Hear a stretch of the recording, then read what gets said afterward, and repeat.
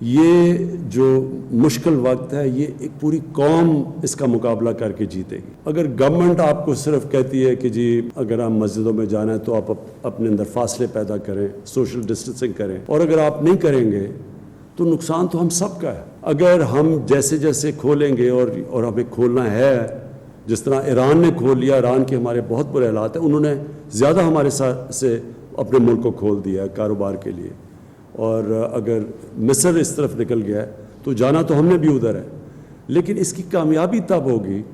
کہ اگر قوم مل کے خود ذمہ داری لے کہ ہم نے خود اپنے اوپر ڈسپلن کرنا ہے، ہم نے بچنا ہے۔ ہمیں پتہ ہے کہ یہ تیزی سے پھیلتی ہے جب زیادہ لوگ اکٹھے ہو جائیں، اور مجھے یہ بڑا برا لگتا ہے کہ ہم حکم دیں کہ جی اگر مسجد میں جا رہے ہیں تو ان کو مسجدیں بند کر دیں، نمازی وہاں جائیں تو پکڑ کے ان کو جیل میں ڈال دیں۔ ایک ذمہ دار قوم، ایک آزاد قوم خود ذمہ داری لیتی ہے۔ اس کو ڈنڈے مار کے وہ کام کروانا جو کہ ان کی اپنی بہتری کے لیے ہے، وہ ایک ذمہ دار قوم نہیں کرتی، ایک آزاد قوم اس طرح نہیں کرتی۔ اور میں وہی چاہتا ہوں کہ اپنی قوم، ہم ایک ذمہ دار قوم بن کے مقابلہ کریں اس کا، سب اکٹھے مل کے اس مشکل وقت سے نکلیں۔ یہ مختلف جو چیلنجز آ رہے ہیں یہ لاک ڈاؤن کی وجہ سے اور کرونا کی وجہ سے، اور انشاءاللہ مجھے اعتماد ہے کہ اب تک اللہ نے ہمارے بڑا کرم کیا ہمارے پہ، اور جس طرح ہم جا رہے ہیں ہم وہ ملک ہوں گے جو کم از کم کرونا سے سب سے بہتری سے مقابلہ کر کے نکل سکتے ہیں۔ لیکن لاک ڈاؤن کے لیے یہ جو لاک ڈاؤن کے اثرات ہیں، اس کا ہمارے نچلے طبقے پہ، کمزور طبقے پہ، غریبوں پہ زیادہ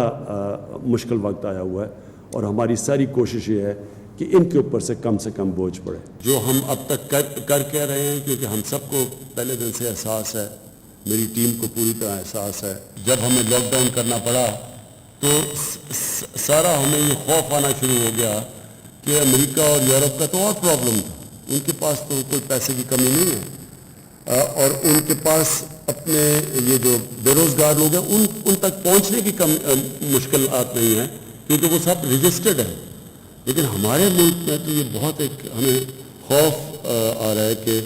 کیا ہو رہا ہے اس گھر میں جدھر ایک سارا دن کام کر کے ایک چھابڑی والا یا ایک دہاڑی دار اپنے بچوں کا پیٹ پالتا ہے، وہ اگر بے روزگار ہو جاتا ہے اور 1 ہفتہ 2 ہفتے 3 ہفتے، تو ان کے لیے تو ان کے پتہ نہیں آیا، اللہ مدد کرے ایسے لوگوں کی کیا گزر رہی ہوگی ان کے اوپر۔ اس کے لیے پہلے تو ہم نے